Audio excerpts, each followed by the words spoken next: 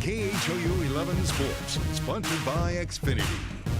It's another Football Friday night, and we start our highlight trip around the Houston area down in Dickinson, where the unbeaten Gators hosted the unbeaten Tigers of Katy. And on Katy's first play from scrimmage, look at this. Jalen Davis gets the ball in the toss sweep, and he takes off running, and they will not catch him. He goes 60 yards right out of the chute. What a great way to start the game offensively for Katy.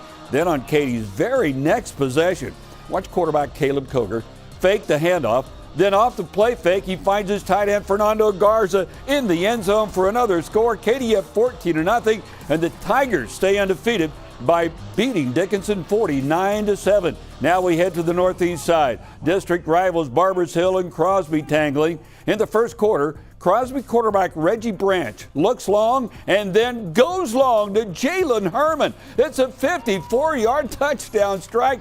What a play right there.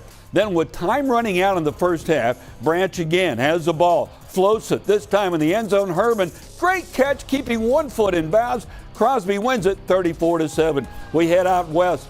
Undefeated Tompkins taking on Morton Ranch in the first. Tompkins' Jalen Milrow passing to Joshua McMillan. He goes 45 yards for the touchdown. In the second quarter, the Falcons poured on. Sherman Smith going in for another Tompkins touchdown, and Tompkins rolls to a 48-0 win. Now back to the south side we go with Strait Jesuit taking on Pearland Dawson, and Strait gets on the board first. Connor O'Hara passes to Robert Smith for the scoring play. Crusaders up 7-0.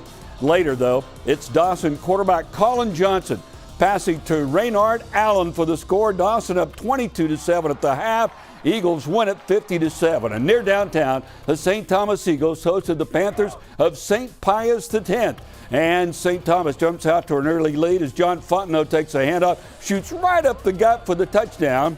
The Panthers come back to match that score as Carson Rogers will go 8 yards for the touchdown here. That ties it up, but St. Thomas wins this one. The final score coming in 49-21. And these